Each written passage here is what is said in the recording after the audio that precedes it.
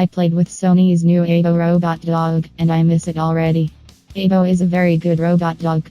Between the flooded booths and convention center blackouts, since 2018 has been kind of a disaster.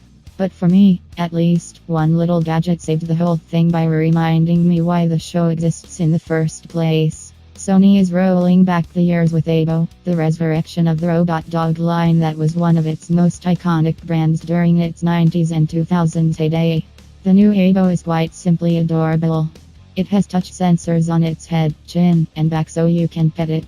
It responds to touch and voice, and 22 actuators enable more realistic movement than previous models. Its eyes are OLED panels.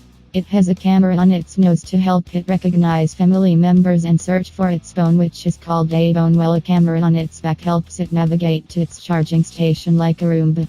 Aibo gets 2 hours of playtime and takes 3 hours to charge. Sony isn't letting cis attendees touch Aibo, unfortunately, but I was able to talk to it and watch staff physically interact with it. By the end of my demo, I actually felt like Aibo was warming to me a little.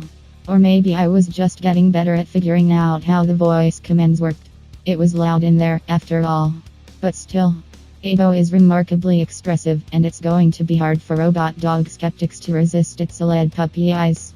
Aibo watched me as I got up to leave, and I said to a Sony employee that I thought it might actually miss me. "You mean you'll miss it?" he replied.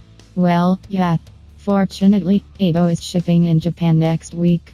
Unfortunately, it sells for 198,000 yen, or about $1,800, along with a subscription that costs 2,980 yen, $27 a month subscription, or 90,000 yen, $800 for 3 years. But hey, time is money, and think of all the time you'll save not picking up poop.